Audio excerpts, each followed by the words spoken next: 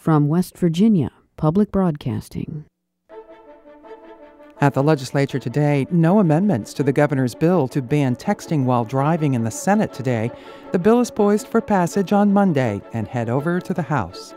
We'll review this week's action in the House of Delegates and learn what issues labor unions are following at the Legislature today.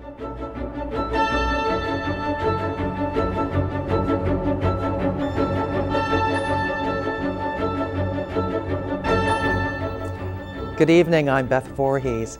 The Senate Economic Development Committee has approved legislation creating a tax break for companies that invest in new technologies to deal with coal slurry. There's a moratorium on the practice of injecting slurry waste back into mines.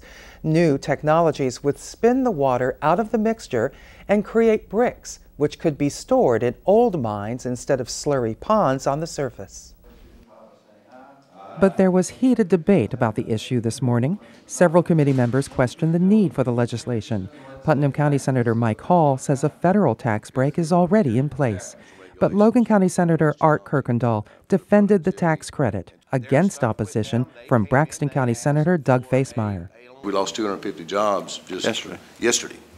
So I kind of, in one sense, the word conservatively agree that people should pay for their own ticket, but when the public's involved and its long-term effect on rules and regulations regarding an industry that sometimes struggles to even exist through some of the interpretation, and believe it or not, it's going to be an expense. But it seems like that every time that the coal industry wants to do something, they want the taxpayers to pay for it. And the only thing I'm saying is, if you folks think that these coal companies aren't making money, you better start doing a little checking, because they are. That's the old game. It's the scare tactic. Senator Karen Facemeyer says the Senate's refusal to grant a tax credit to the aluminum industry in her county cost hundreds of jobs last year, so she's opposing any other credits. Could have put 600 people back to work last year in Jackson County, and this Senate voted it down. And I'm going to remind you every time one of these tax credits come up that I could have 600 people working back in my county if we had passed that last year.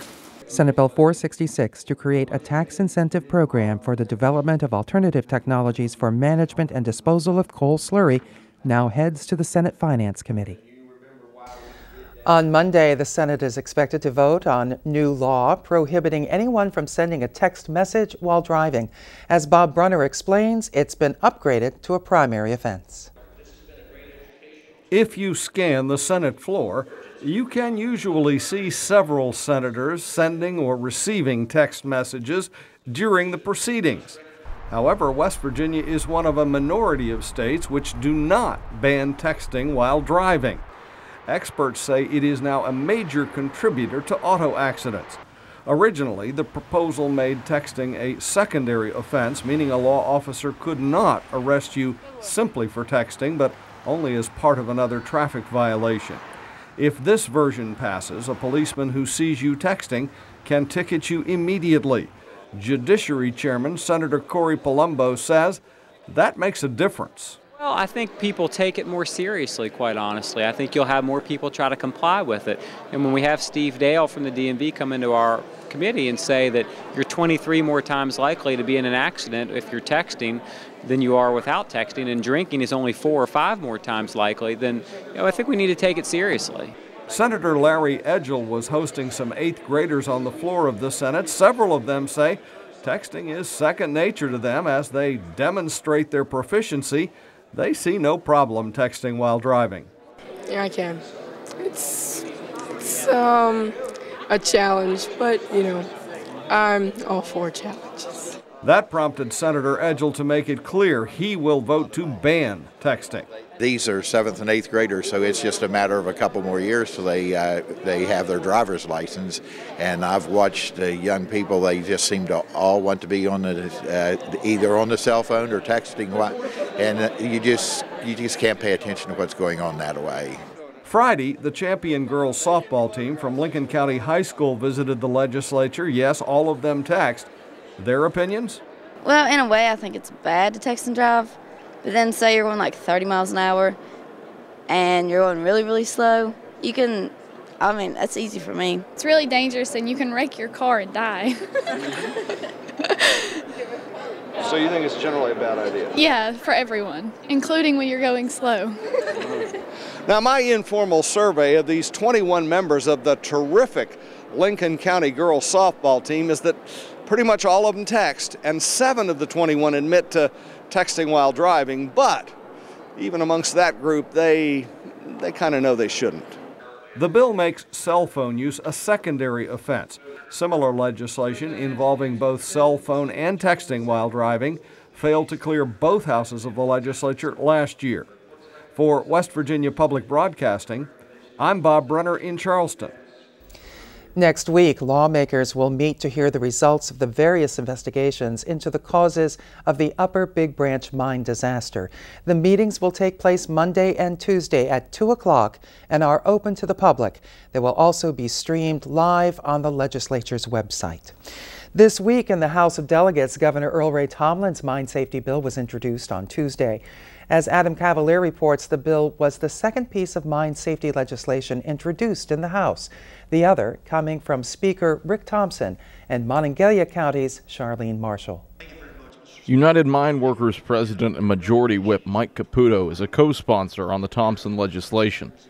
Caputo says that the legislation should cross party lines and in a way that benefits those men in the mines. I'd like to take a look at both of those bills, come out of here with a piece of mine safety that does the right thing. You know, I quoted that I'm not real interested in compromise here. I'm interested in protecting coal miners, and that's what I want to do. That's first and foremost. We're going to look at those bills. I trust Chairman Miley. I know the process is probably going to start next week. I know he wants a good bill, one that protects coal miners, and, you know, hopefully the end result will save lives. Meanwhile, the House Judiciary Subcommittee on Human Trafficking and Kidnapping continued work on House Bill 4053. West Virginia is one of 6 states without any specific human trafficking laws on the books. While the buying and selling of humans hasn't been reported here, Monongalia County Democrat and subcommittee member Barbara Fleschauer says it could soon be on the horizon. We really ought to be taking the idea of human trafficking more seriously. The idea that we could have people that are living and working like slaves is pretty horrifying. And although that might be considered kidnapping, we want to make sure that it's clear that forced labor is not allowed in the state of West Virginia. 2 attorneys told lawmakers there are no official cases of human trafficking in West Virginia, but lawmakers worry that incidences could occur in the Eastern Panhandle.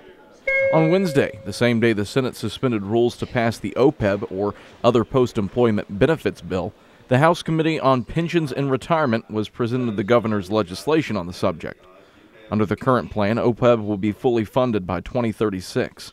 Lincoln County Democrat Josh Stowers says he'd be happy if the legislature could do it sooner, but understands if that's not the case. Clearly you want to pay your debts off as soon as you can. However, you don't want to put a hardship on the state budget in the meantime. If you look at some of the other unfunded liabilities that we've addressed, particularly in terms of the retirement plans, a lot of the retirement plans, whether it be the teacher's retirement plan, the state police retirement plan, PERS, a number of them, are amortized to be paid off around 2025, 2030, and it was done in a way, like I said, so it doesn't hamstring the state budget, but it addresses the liability, puts us on a plan to address the debt in a responsible way. The House Finance Committee continued budget hearings Thursday with the Bureau for Senior Services. Medicaid takes up nearly half of the Bureau's $91 million budget, while in-home services and meal delivery account for another 30%, or roughly $28 million. Bureau Director Robert Roswell says West Virginia's aging population makes it a challenge to provide for everybody, but it's his goal to make certain that happens. I want a senior to know that they can call one location and get their answer, or they can go anywhere in the state and someone can help them find that answer. That it's not information that we want to control. We want to make sure it's out there and anybody that needs it gets it. That's the first priority. The second would be is find a way to try to serve all the people we can. Roswell told lawmakers that some of the in-home services the Bureau offers have wait lists. West Virginia's population is the second oldest in the nation, behind Florida. For West Virginia Public Broadcasting, I'm Adam Cavalier in Charleston. And the OPEB bill, Senate Bill 469, was considered by and passed the House Finance Committee this afternoon. The bill will be considered by the House of Delegates next week. In a moment, we'll discuss the issues labor unions are concerned about at this session. First, here's a look at some of the bills introduced in the Senate today. Among the bills introduced in the Senate today, Senate Bill 510, amending election recount procedures to only in cases where there is more than one candidate on the ballot or an issue is present on the ballot. Senate Bill 511, to provide that the Secretary of the Department of Veterans Assistance receive an annual salary of $95,000, the same salary as the secretaries of other departments of state government. Senate Bill 512, to update statutory provisions relating to procedures of the Office of Administrative Hearings in matters related to suspension and revocation of licenses for driving under the influence of alcohol, controlled substances, or drugs. Among the bills up for passage in the Senate on Monday, Senate Bill 211, Governor Tomlin's bill to ban texting while driving. Senate Bill 360, to grant the purchaser of property at a foreclosure sale the right to dispose of any personal property if the original owner has been notified.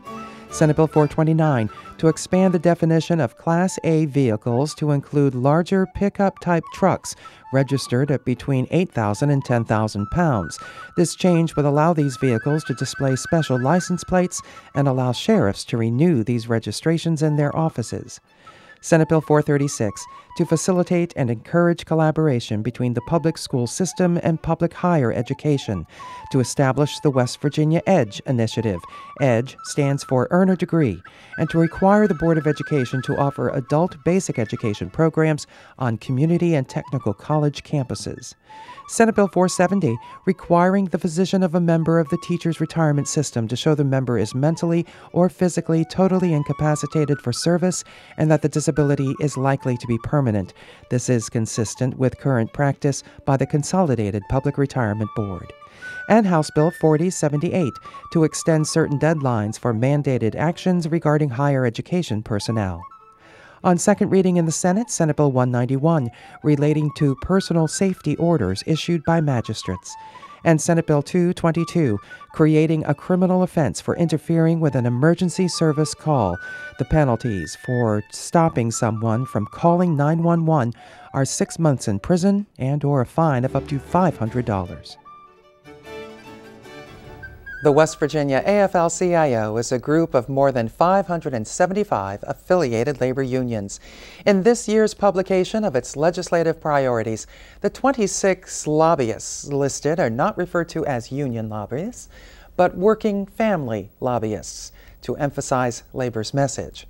Joining us tonight is the president of the state AFL-CIO, Kenny Perdue. Active in the union since 1977, he became its president in 2004. Welcome, glad you're here. Thank you for the opportunity. You had your legislative conference this week. How did it go? What did you talk about? I thought it went very well. We had over 200 delegates from all over the state, from many of the unions you spoke of.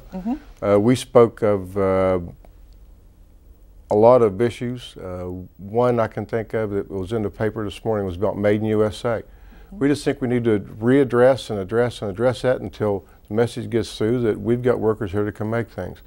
We talked about Ohio a little bit and the legislation that was passed to attack the workers there, and the subsequent election recall, and the labor movement fought back and they had a victory up there. So we had the state president for Ohio come in and talk to us. Maybe one of the more exciting projects we've got going on now is called Reconnect McDowell. Oh, yes. And the teachers were there at the end of it. They finished the session with a very upbeat and emotional presentation about what's going on and what has happened in McDowell County. So I think that's something that the whole state ought to take their hands on to and do a little part in. Reconnecting McDowell is a major overhaul of the schools in McDowell County led by the American Federation of Teachers and, of course, the West Virginia affiliate of this. What kind of sense did you get as to what the plan is to reconnect McDowell? We talked about digital learning, but what does the AFT expect to happen in 5 years? You know? Well, that's where they're in they're right now in the process of making plans to see where we need to go. Okay. It's obvious there's been a disconnect maybe in the education, not a failure. There's been a lot of good efforts in there, but there's a disconnect going on. The lack of housing from so many years of neglect, houses falling down, people moving out, lack of roads. Those are the same roads over there when we, back 100 years ago, that went through, and they're curving through the mountains. And with the lack of housing for the teachers and the people that work in there, they got to go to the connecting counties to stay. So we will be part of trying to figure out how we can rebuild some housing. And I'd say us, as far as our organization, including AFT on the board, we've already put up money, $6,500 ourselves to help fund water lines into 2 of the houses. There are currently 5 houses that will be under construction soon to give an opportunity for the teacher to stay closer. I'm looking forward to reporting on reconnecting McDowell County. It's a 5-year plan, and we're going to look forward to seeing how it goes and the outcomes that they get in 5 years. I'm looking forward to that. It's going to be a lot of fun. What are your top priorities for this legislative session? Well, one that we just spoke of earlier is definitely OPEB. It's been a hot button issue for us for some 5 years when Senator Brooks McCabe was, and we just never got to it. The funding seemed to be the biggest problem. So this session here, with the governor's help and many of our groups in the middle of the discussion, they worked out a bill. The funding source is guaranteed. And one thing I thought was interesting that they did address is their post-July 1st, 2010 employees will no longer be able to get a retirement benefit. They're trying to address that because actually these employees will be charged for a benefit they'll never be able to receive. So I thought that was good of the governor to be able to put that into legislation to try in the future to put somewhat of a trust fund out there to protect these employees in the future, that hopefully there'll be some kind of benefit for them. Reading from your legislative priorities here, the PEIA Finance Board adopted policy that prevents public employees hired after June 30th, 2010 from receiving any health care subsidy upon retirement. And this is what the PEIA Finance Board did that cut that in half. And what you're saying is that the governor understands and sees your point of view that that should not have been done, or at least should try to be reinstated. That's what I'm hearing. There is an attempt here, yes, to help. It may be they pay back the benefit or the money that they pay into it. It may be that they eventually get some benefits out of it when this money goes into $5 million a year goes in. It could create something for these employees. So when they retire. So you don't know what's going to happen, but the opportunity and the vision of the governor and the legislature to create this, I just applaud them all for it. Okay, all right. Top priority number 2. I got to think it's got to be Marcellus Shale. That was sort of taken care of during the special session. Are you satisfied with the regulations that were passed? Well, that's a good start. We needed to start somewhere. You had to get some kind of regulation to protect some of the landowners, the surface, give the requirements for where they needed to be working. I don't think it's finished. I think there's a lot more to do in such an industry that is, I'll say this, I think we're sitting on a gold mine.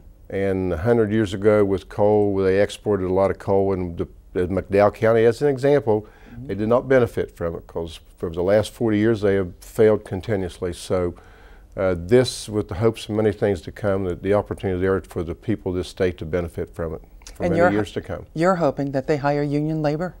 That's what we want.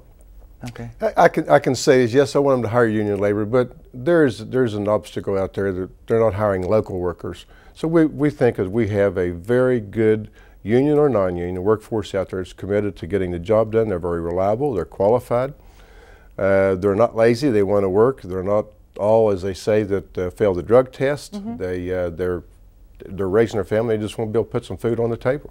As a union, what can you do to promote that within the industry, to promote union labor within the industry, or do you just stand by and watch workers be employed, but they're not union workers? I'll say this, that wherever they build, hopefully, a cracker, I will say that through my years working in the construction industry, that we have the very best workers, and that's because of the training through the unions, through the apprenticeship programs, the very best worker that's on the East Coast, and I would put them up against any. You know, when considering the chemical industry is all up and down from Charleston all the way up to into Pittsburgh, and there's been no serious accidents, like explosions. Some things can happen, But because of the expertise of the building and trades and the union and what they've trained to make sure that these things don't happen, there has not been any major accidents. So I applaud them for what they've done, and I just think that our people deserve a shot at it. Mm-hmm. You've been AFLCIO president in West Virginia since 2004. How labor-friendly is the West Virginia legislature overall? I think that the opportunities for the working people of the state is dramatically growing. Mm-hmm. I will say that yes, we have a good friend of ours and Rick Thompson as a speaker, but Jeff Kessler has been a friend of us. We've had access to him for years to talk to him about issues. And as those two are in the House and the Senate, we have had tremendous amount of discussion with the governor, made my commitments to him, and he's made commitments to us that we're going to work together to see what we can do about changing West Virginia. Okay. Third top priority, you've mentioned OPEB and Marcellus Shale. What's the third?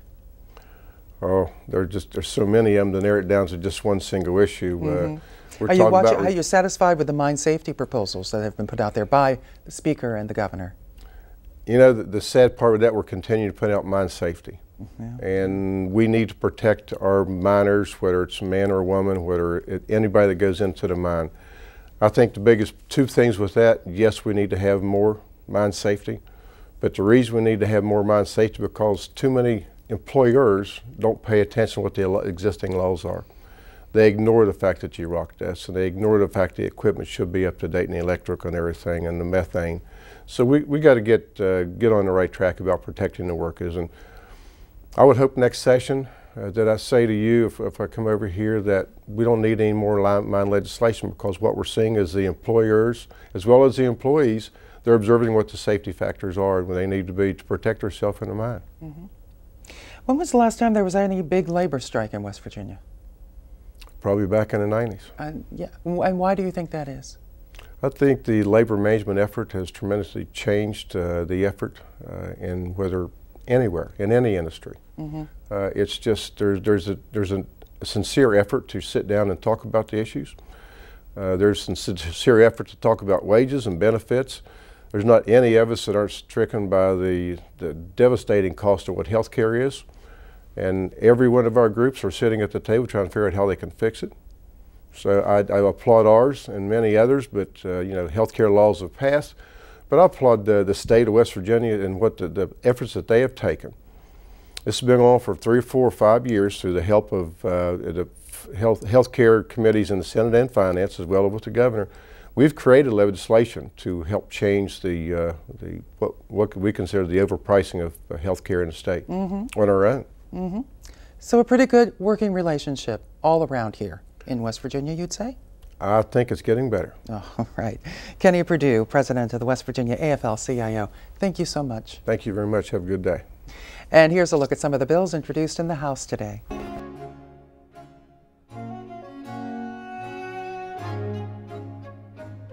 Among the bills introduced in the House today, House Bill 4410, to allow the state fire marshal to be appointed by and serve at the will and pleasure of the governor.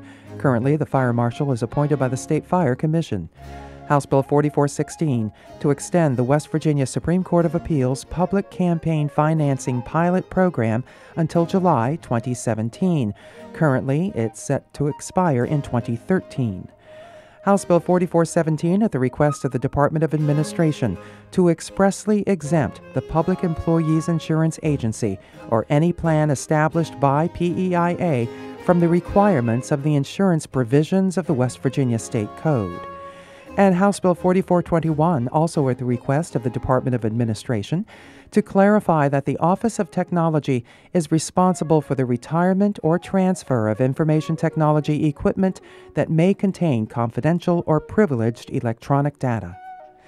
Among the bills up for passage in the House on Monday, House Bill 4314, to require that when a vacancy occurs in the office of magistrate, a person of the same political party as the former office holder shall be appointed.